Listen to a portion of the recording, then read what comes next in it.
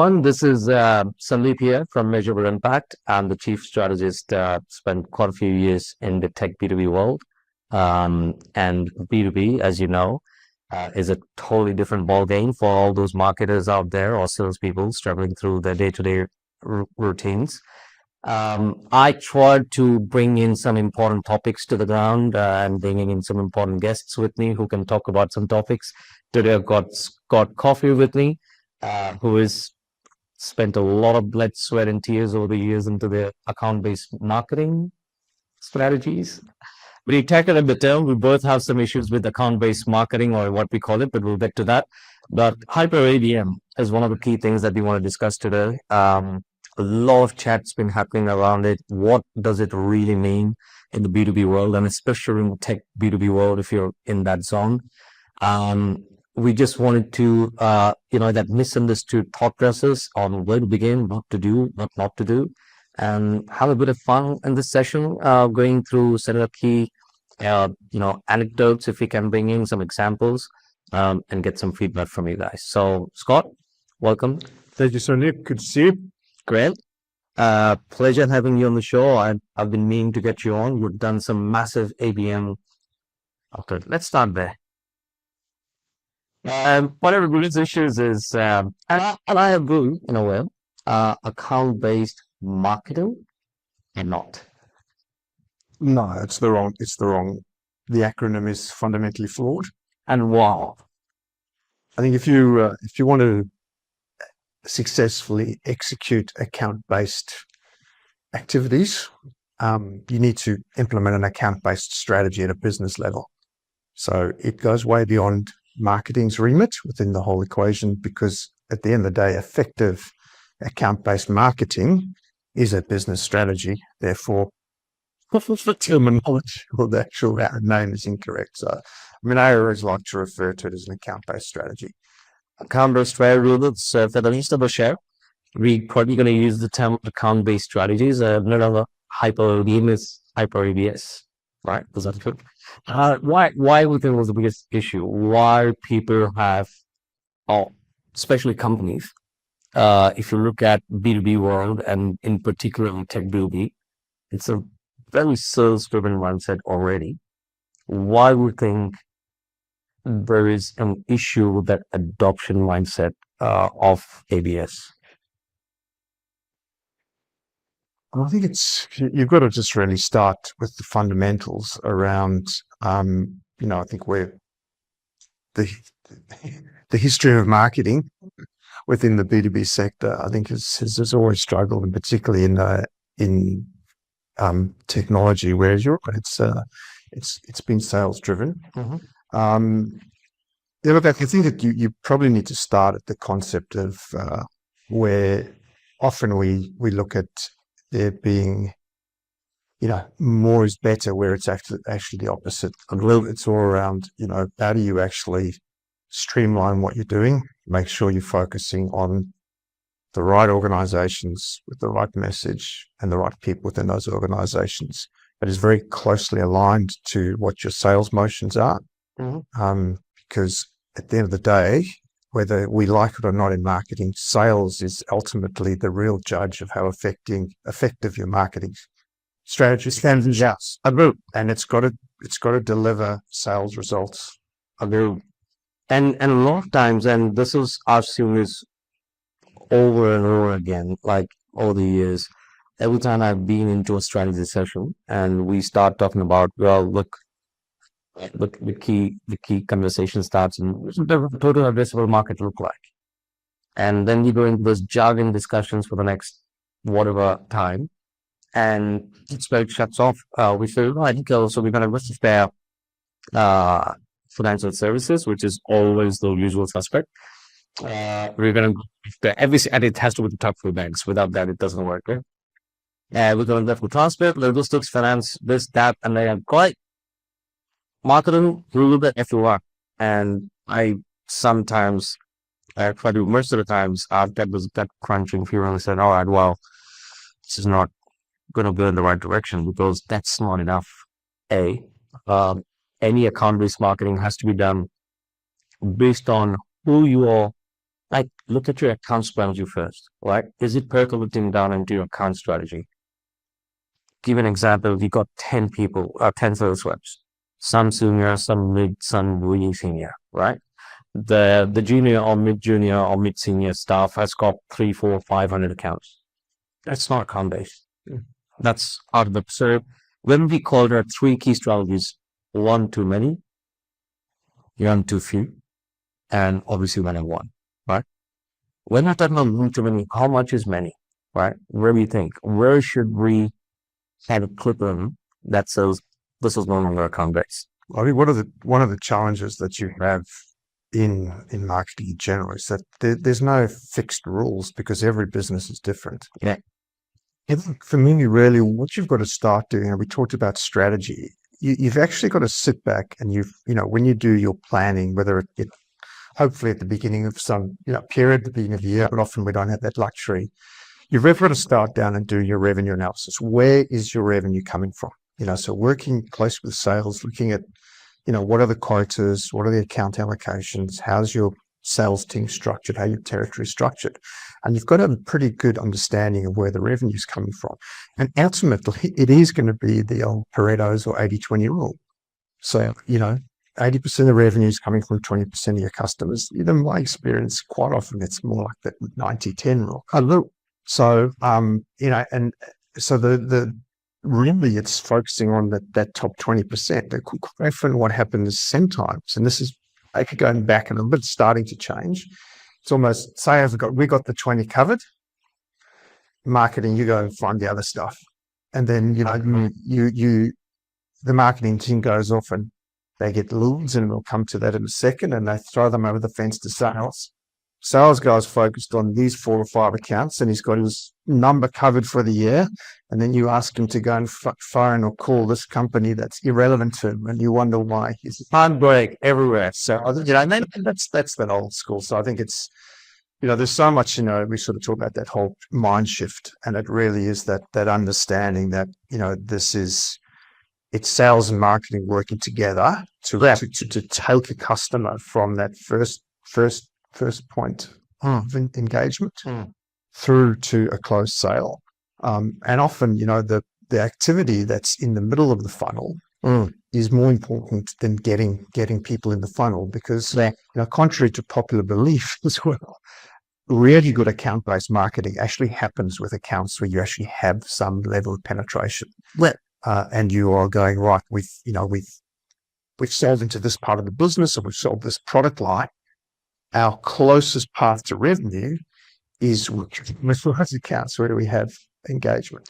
And that comes back to that, that understanding where your revenue is coming from, and just having the sales and marketing guys focusing on the same accounts is a really good starting point. See, one of the things we did, and to your point, to add on to exactly what you said, one of the things we did was we started to do sort of a mind mapping with our clients, right? Let's say we've got a client who comes in and says, "Rare, Sandeep, you know what? I've got only one sales guy." That's probably a really good scenario. They've got hundreds of sales. One sales guy who's got these 10 accounts that he wants to focus on. The question first is why, right? Why does he want to focus on 10 accounts? Let's assume everybody works out there, but they've already got some teeth in the business, or like they've got some footprint already. They're low grade. That's what that guy's job. That's a perfect scenario. Even it's every primitive is 1 to 10, in my opinion. And we said, all right, well, let's find out everything we need each and every account. And that's where the account-based strategies begin, right? We were saying, let's find out what kind of individuals would best be fit, who we can really help out. So I think you made the point earlier, Scott, that we want to focus on how we can make our clients successful.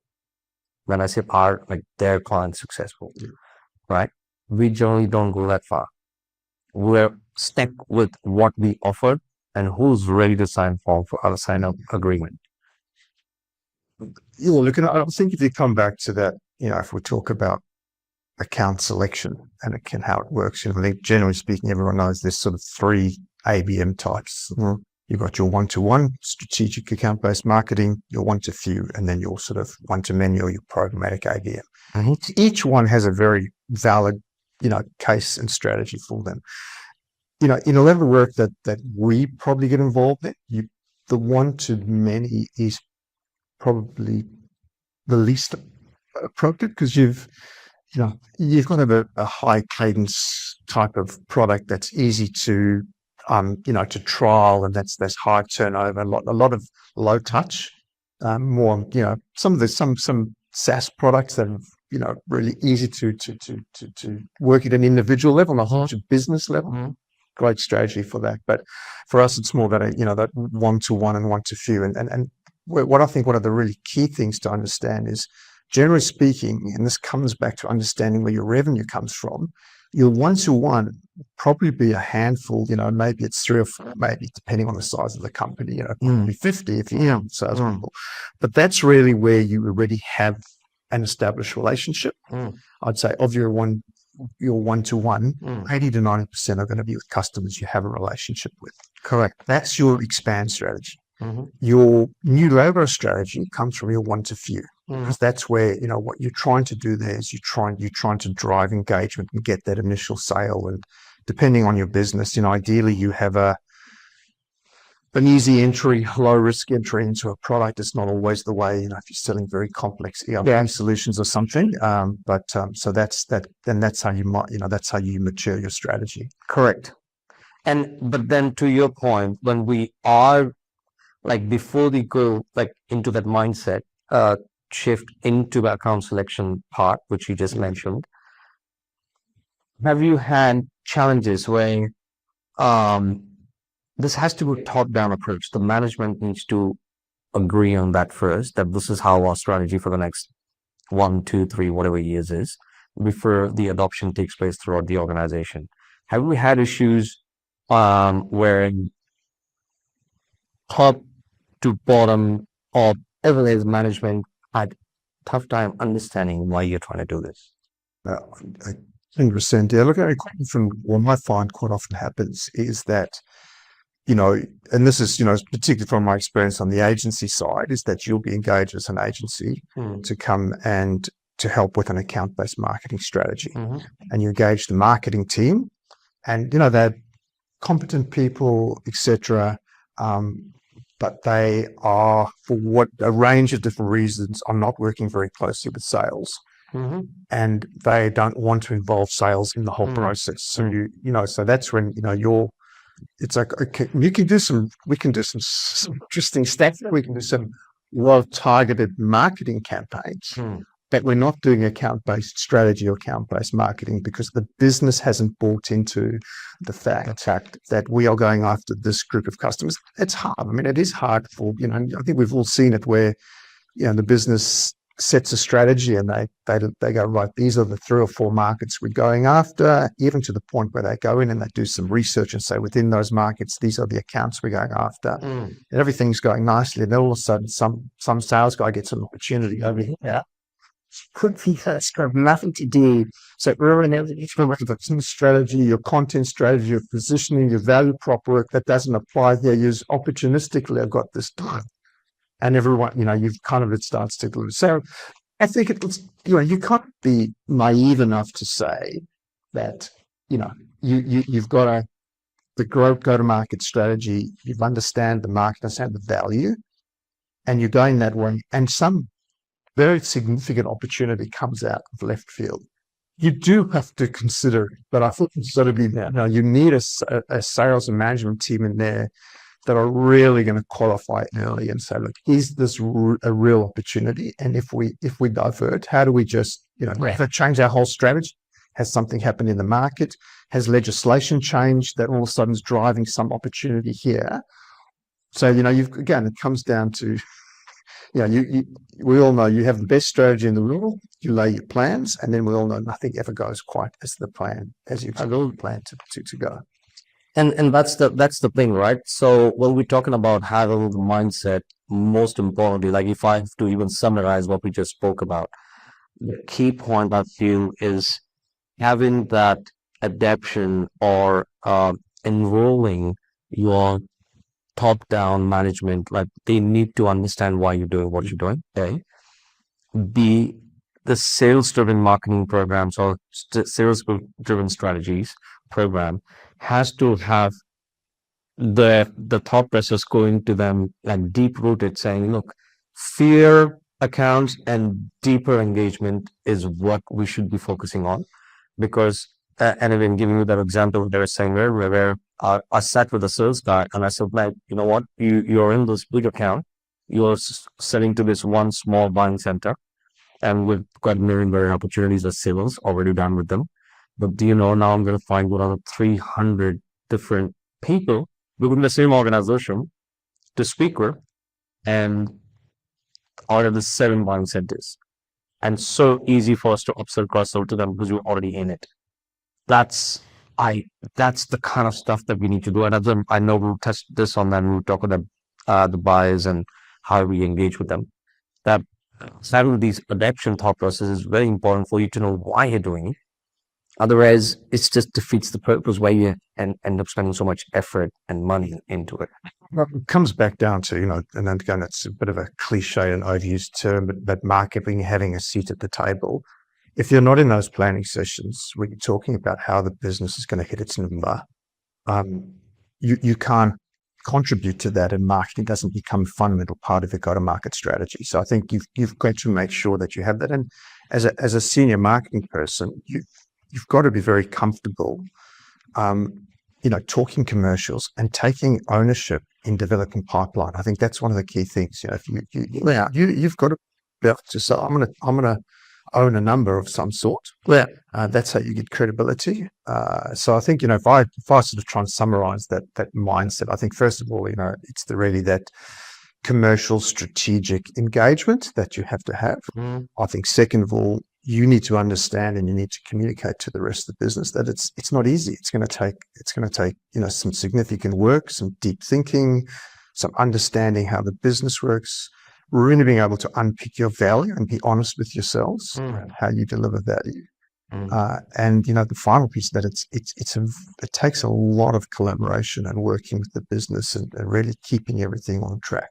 I think you and I've spoken about this. Anyone can run off and sponsor a couple of big events, do a bit of brand advertising, and it's a bit like a bit of a sugar hit because it looks good at first, and everyone's walks into a show and sees a big sling, and that's bread and toppers in your bus stop outside and all that stuff, and you go, this is amazing.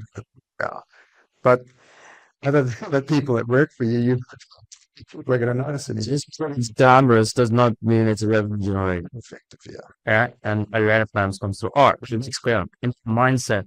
So I think this is where early marketers, and I'm going to sit and turn around, red bank, and I'm going to summarize this, but study can happen. Marketers got to shoot at the total, but rather than invent to weekly sales meetings where they're talking about what's happening, and I still very clear that's accountable strategies here. Accountable strategies happen when a manager is having a cadence call with a salesperson, a one-on-one, and a marketer is telling them, like, you know what, by the way, I'm just going to help you get into these 350 people for the next 365 days. And that's how, and let's talk about how we can get you into that loop. I think that may happen, but it will have to be that granular for it to work. And hopefully that's where we could all go. I mean, the sales and marketing teams have got to be talking about accounts, what's happening, and marketing.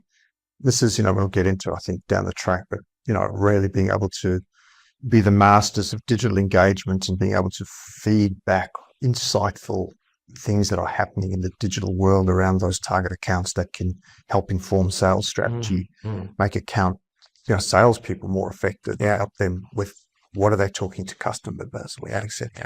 Yeah, agree, and absolutely. So, then the next question is, how then you prioritize your accounts? There's so many different ways to skin cat. What would you do? Let's say you're into a space where you've been invited to a meeting. Everyone is a very mindset is done, and the been 5 cases reps who are absolutely, ready to charge. where would you start? What is your first thing you would go and want to speak to them about? Well, the first thing I would say to anyone is that the accounts you select in your account-based strategy, account-based marketing strategy, are going to be the biggest determination of whether you're successful or not. So who you select will determine whether you're successful or not. And look, I know it sounds like I'm saying it ad nauseum. Now it's going to come back to, how sophisticated the sales strategy is. Really going through that process of analyzing the market. It's a very structured, data-driven strategy around understanding that, and it really comes back down to what does your business do? How does it add value? And then how do you apply that to different parts of the market? And then understanding, what is driving that market. So if you've got a one-to-one strategy, it's a market of one. So what is driving that account? If it's an industry strategy for your one-to-few, what is driving that industry? Let's just use.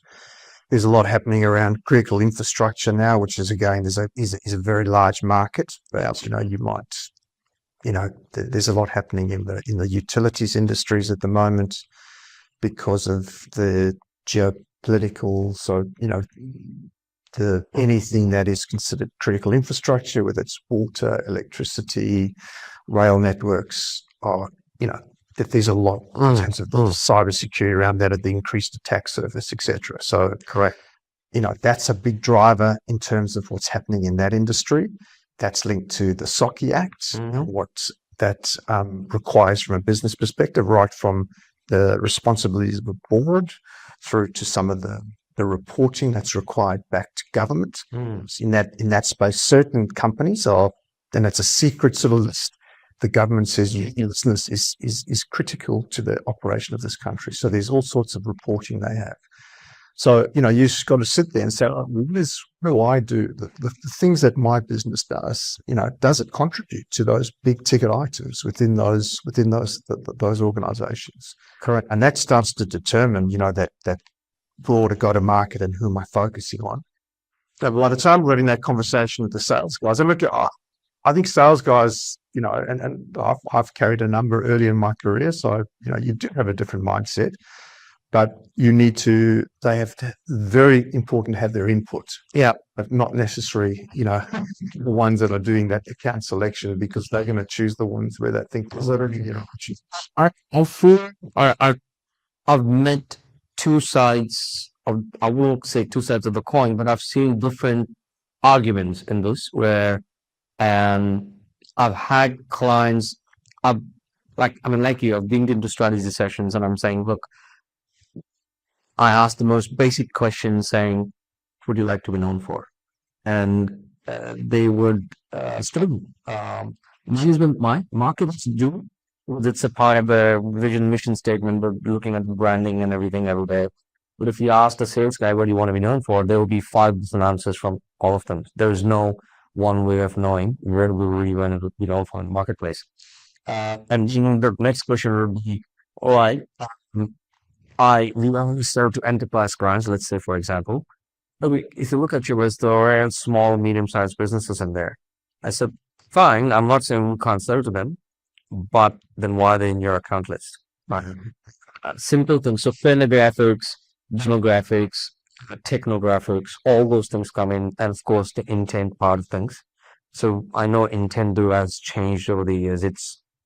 It's not as crystal clear as it used to be, because everything is getting intent in. The most easiest way to find intent is on your own website web tags. Like, you could see who's actually coming to you first before you go on to the market and look at different lists from other companies to hire you. Look, that's a really critical way of account selection. I think, again, if you come back, if you're doing true account selection, you are looking at your market through 2 lenses.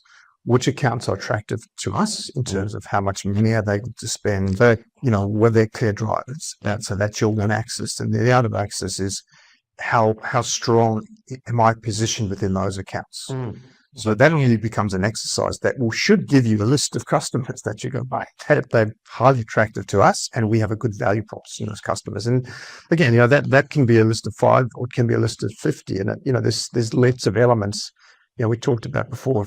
If you have a high cadence sales motion and you're selling into small medium, you need to have a much higher cadence and stuff. Versus my default position when I talk in these things is I'm thinking about very complex deals that are, worth $10-50 million over, it's a 3 or 5 year contract. So that's where my norm, like a lot of the work that I've done, which again is different. That's the complexity of those engagements and the number of people in the buying party. And, as I'm sure, people are not naive enough to know that wonderful sales process that we draw of, it's, you do your research and then you look at all your options and then you make a decision. That's what It doesn't, then it's hard to fail with that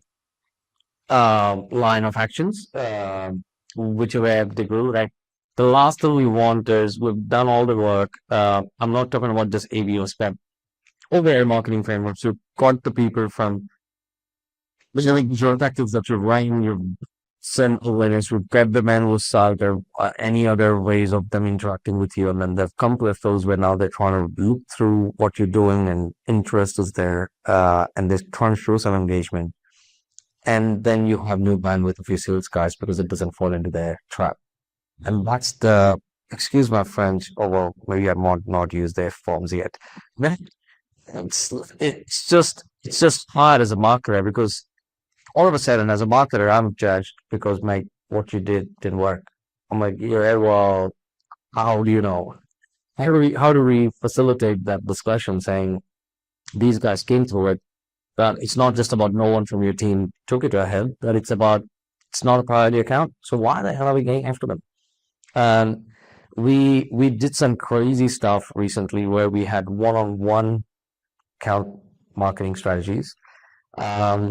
When I say one-on-one, this rep had about 5 accounts in dispatch, and each account had a strategy for what to do. Some massive accounts that we were doing.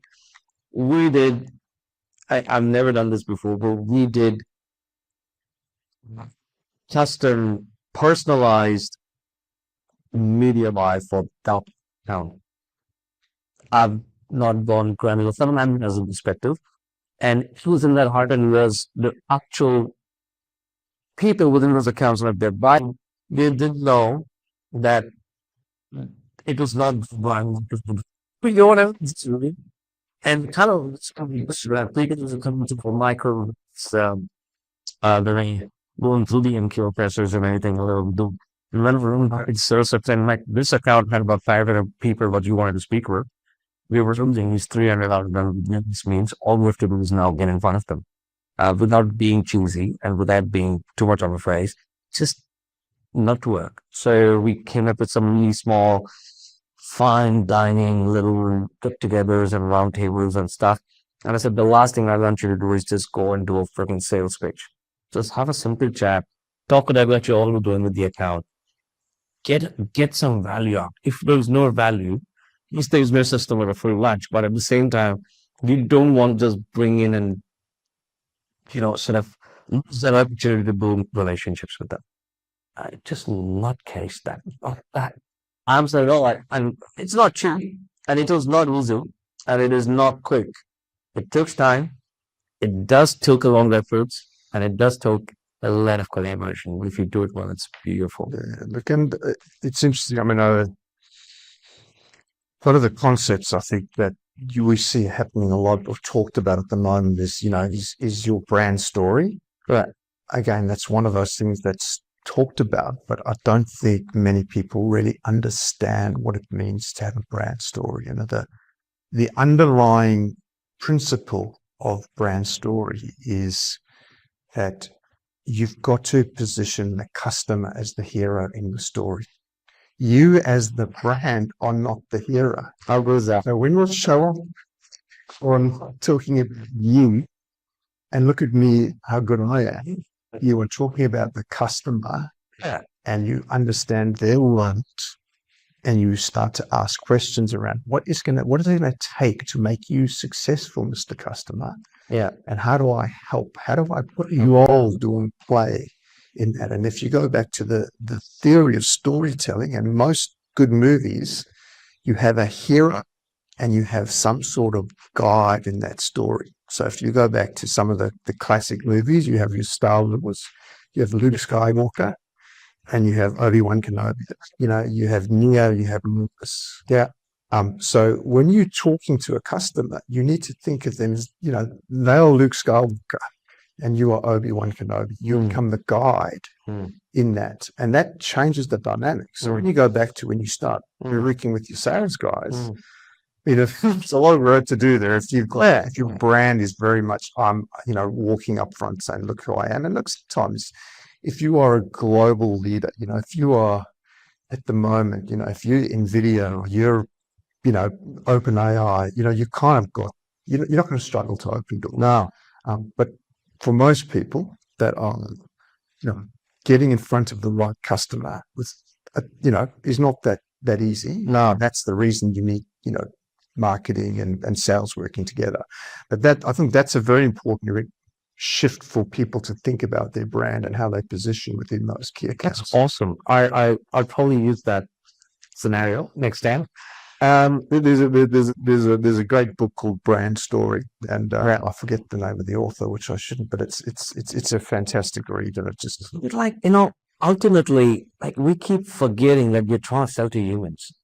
Everyone likes a good story, and they want to know where the problem started, who came in and did what, and how did they solve it. I know this sounds again very typical corporate stuff, but also never wants to actually be a lead, because if you think about that, you do to a lead, like a signal, lots of already nails, they want irrelevant. Yeah. They call them out of the blue when they're just about to pick their kids up from daycare or they're trying to get them to a taxi. Yeah. So if you think about the original concept of a lead, here's the one wants to die, who or the girl who's the lead. Then, if I could be bold enough, and I've said this right times in my client meetings as well, when I speak to my clients as a marketing agency, and I say, hey, lead generation is a shit word. I don't think you should use lead generation or can you do lead creation? I said, what does that really mean?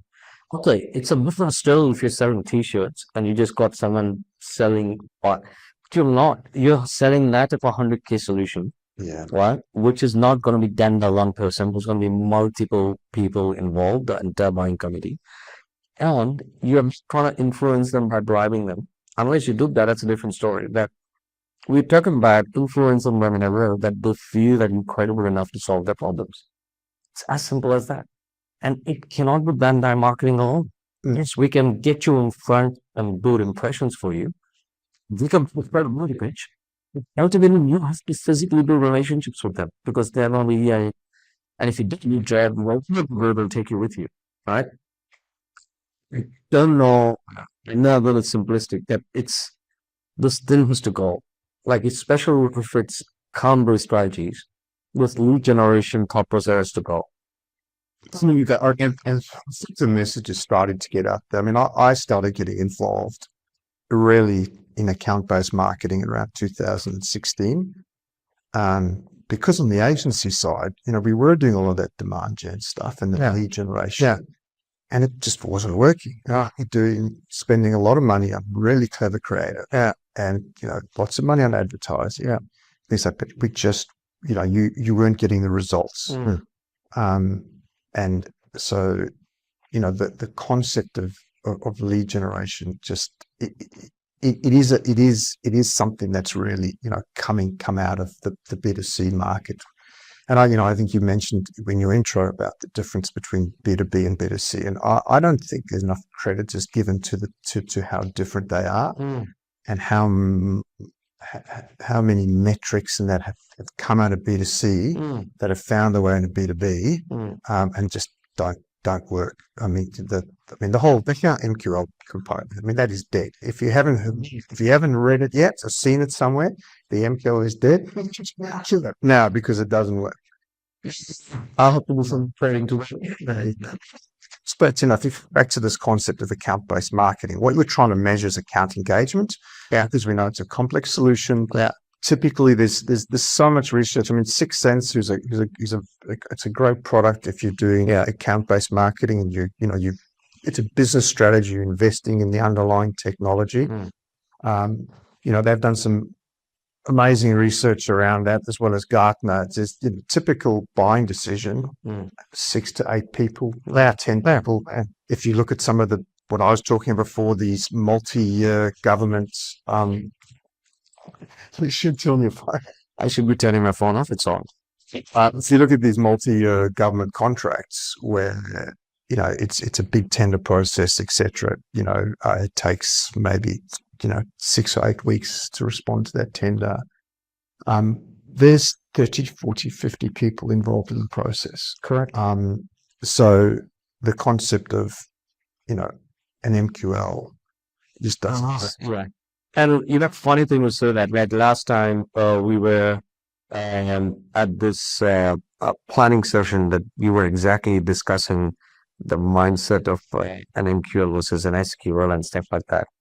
And I said, well, look, in fact, even few days ago, someone comes and says, look, when I start Virtu, can you tell me what is your cost per lead? And I said, mate, cost per lead for me. I can't answer that question because I don't even know where your lead is and what does that mean and how do you define it? And it has to come with this mindset of saying, look, if you're just going to go out there and build awareness and just sign and you just want to sell to anyone and everyone, which you can, a lot of companies could sell to anyone and everyone, but it's that idea is where it all comes down to. Account-based strategies come down to selecting one sales-driven approach, one sales guy who's going to take a complete responsibility for those set of accounts, and we're going to help those salespeople get absolutely neck deep into those accounts. That's it, period. If you go beyond that, and I'll tell you on the funny thing that when we were talking about it, look at research happening saying, it would have been, why you using other mediums? Why using social media for? I said, social media is not there to sell. Social media is not there to market. Social media is there just to build credibility for you, to educate, right? Even if you're using other means other than LinkedIn, obviously Reddit have come up. We've obviously got, you can still use Meta and all that. Why? We're not trying to sell them. And messaging for those platforms have to be very different. This is like you taking, typically analogy that I do is taking a business card for a birthday party. Business card for a birthday. You want to keep cool. You're gonna have fun. You're gonna talk about some stuff that you're doing. You didn't want to do that at a party. So and if you are pushing that sort of message through social media, I mean, people just ignore it that way. you will lose credibility in my opinion. That brand damage is something that's underrated. I mean, I'm sure. Well, the good thing is that email is spam and all that junk email gets really very, very little of it gets through now. But a couple of years ago, everyone was getting the emails around. I'll generate 50 leads for $50, and it was very difficult to put through things. I always used to say when I'm an agency, I'd bring people, we can get 100 leads for $2 million. I'd be like, you know what? You should go and do that. Don't do it. And I said, look, just honestly, if it works for you, I wish you the best of luck.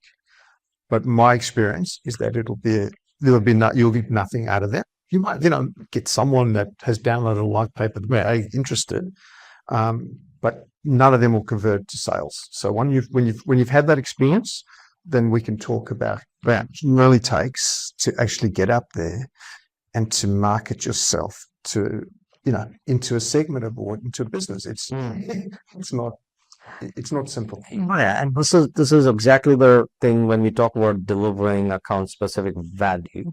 This is what we do in the time. So, well, everything needs to connect back to your value adds. instead of just trying to go and sort of move the needle every time you get any kind of engagement. So delivery of this mechanism is not easy. Have you had any experience where, like, you, again, going back to our thought process so far, is yes, you got mindset, all right, people are there, you got the salespeople, then you went and figured out who and what kind of accounts, selecting it of them. Now you know this is the play, you've got some engagement levels happening, then what? How would you deliver it? Well, if you start to think about how are you going to engage? I mean, some of it comes down to what is your, like, let's use an example of one to few customers where you've got a group of customers where you've got no real engagement. There's no pipeline. That's a good way to say it. Is there any pipeline associated with accounts? You say, let's say you picked 10 accounts in a particular industry. There's, you've got one or two really good case studies.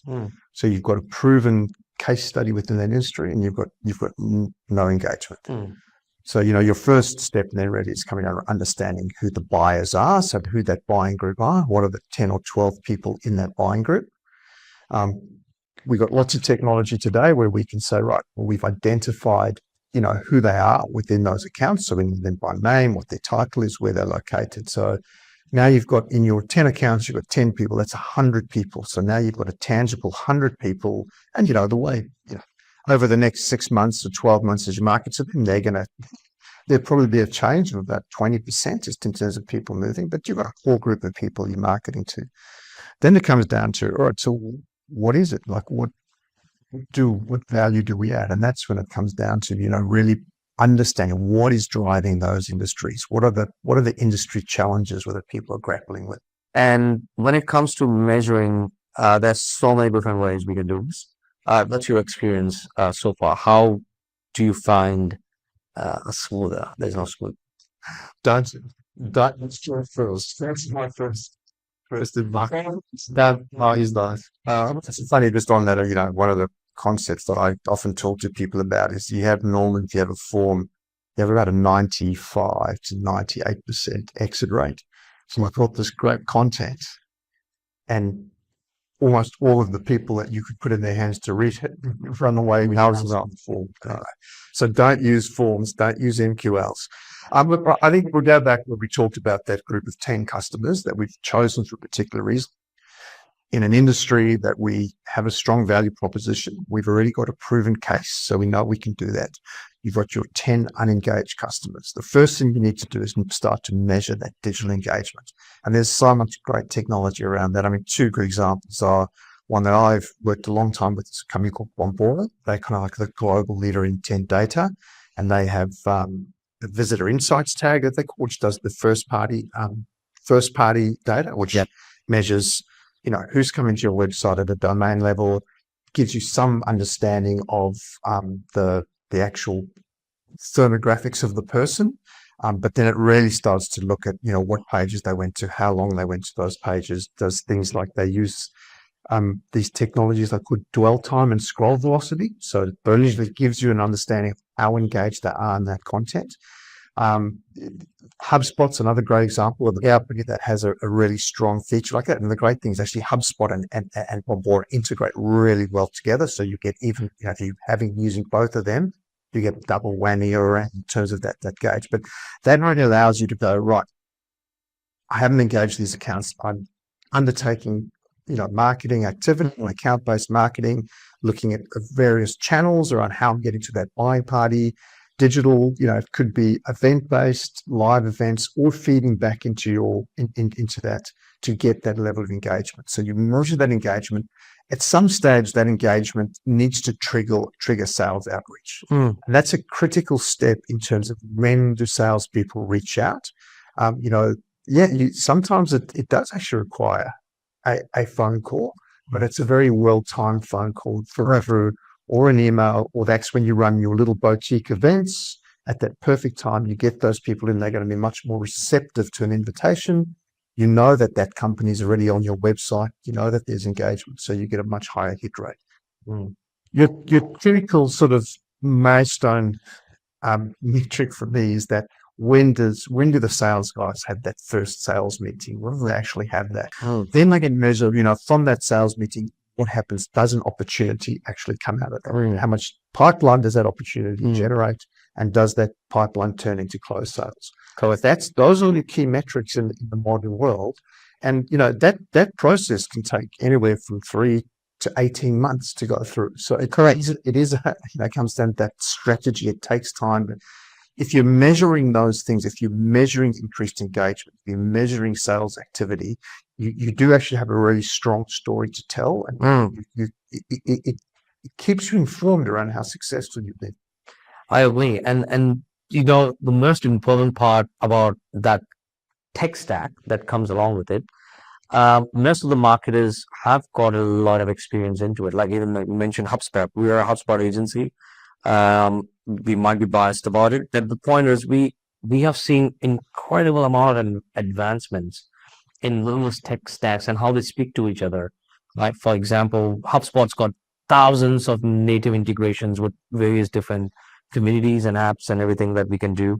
HubSpot recently launched their Breeze AI. It just does ridiculous things when you want to do account marketing. You want to, that gives you the Breeze gives you fantastic account data about Correct. accounts. Correct. How many staff they have, what their answer budget is, what their tech stack is, all that very compelling information that you can then share with the sales team, which provides that, reciprocal information around what's happening within those accounts. You go to those sales meetings, saying to the guys, hey, you know what? Over the last week, we've seen digital engagement go up by X amount of points. We now, we had 20 unique visitors on the website for a total of an hour. This content, that's really interesting insight for properly engaged strategic sales team. They get very interested in that. And again, that's your collaborative working as together on how are we taking this account on a journey? We're taking the account out, not engaged, to winning some business down the track. And I'll make another point about this, but quickly mentioning, I was just listening to this podcast and we were talking about, you look at celebrities, right? You see, the big Tom Cruises of the world, and you feel that you know them, right? So if you see them around, you actually feel that you know them. Obviously, he has no clue who you are. The reason is they're talking about, and this is why all these big YouTubers and everyone are coming through. We feel we know Joe Rogan or whoever comes through, is because they fed a simple mindset of 7, 11, and 4. Then that means has 7 hours of media that someone has watched, 11 interactions on that media, and 4 different channels. So when you start doing that, you feel like this person is done. So when someone starts using personal branding that goes behind it and has that hyper personalization in your accounts, people start knowing that they aren't feel to know you.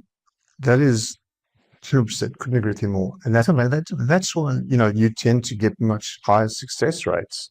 If you've got a highly engaged customer and you kind of know who that buying party is, right, and then you start inviting to specific events or sales outreach, you get a much better success rate, higher success. So if you have to do a account-based strategy with a company and you have 3 sales reps, I would rather also get personal branding one for each one of them to, go out there. Something like a HubSpot, what we generally do is, and this is mind-boggling. It's understanding that 3, 4, 6 months away, they've created something called as a workspace, right? So let's say you've got 10 accounts that you want to reach. Then my job is to make sure that these 10 accounts, whatever happens in engagement for those 10 accounts, for that vendor, it does not go through hundreds of CRMs and data and everything. Just go to the personal workspace. Let's get daily interactions. Right? In these 10 accounts, this 300 contacts, we're going to work on 365 days. Afterwards, focus on your actions for the day. Simple for them. You can build actions for the day, and everything was animated. Like you said, an outreach needs to happen at some stage. A sales outreach, how to trigger it? Once you measure certain things that happen, it triggers a sequence of things. It includes online, offline, social, whatever. And then when you track either success rates and reward, it's simple. It does. And I think the other thing is, when the sales team understands why that sales trust happen. When you can go back and say, hey, listen, we've had a huge amount of engagement from different people around the country on our website, or even if you've got a specific, account-based landing page or little mini site for an industry or something. Go, hey, we've got this organization, they've been on there, there's all this interactions. Salespeople go, all right, I'm confident in this. I'm not just reaching out blindly. There's a strong, compelling reason why I'm doing the sales outreach. 100%. So I had to summarize it. Like, great session. I thought we've gone over the time, but that I need to keep chatting for a couple hours more than that. But for the long Americans, if you guys are there, 4 or 5 key things that we took on. If there's one, was you need to have that mindset or mind shift into why you're doing it, who you are, where you as an organization, what you want to be known for, and so on and so forth. That leads into for you to understand who your ideal customer is. How do you shortlist these customers?